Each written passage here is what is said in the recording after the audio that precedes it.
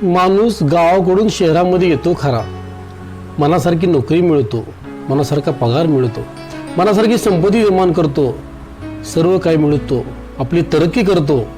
पण कुठंतरी असं वाटतं या तरक्कीने आणि प्रगतीने खूप काय आपल्याकडे हिसकून घेतलं.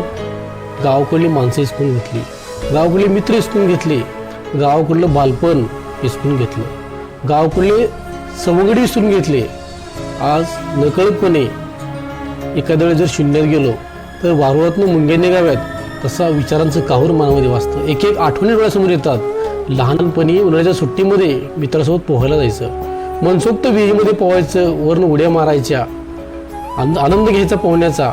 पोहून पोहून भूक लागली की विहिरीच्या वरती यायचं, विहिरीच्या कडला असलेल्या आंब्या झाडावरती चढायचं, मनसोक्त कैऱ्या खायच्या.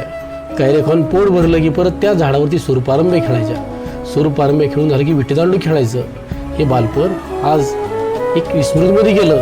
बालपणाचे मित्र आज कोण कोण कुठल्या दिशेला गेले याची काही जाणीव पण राहिली नाही. त्यामुळे आज गावाकडून शहरामध्ये येणाऱ्या मुलांना विनंती करतो, गावाकडून शहरामध्ये जरूर या, आपलं करिअर निर्माण करा, पण मात्र आपल्या मित्रांशी, आपल्या गावाशी आणि आपल्या मातीशी असलेले नाळ कदापि तोडू नका. हीच विनंती. रामकृष्ण हरी. स्वामी समर्थ.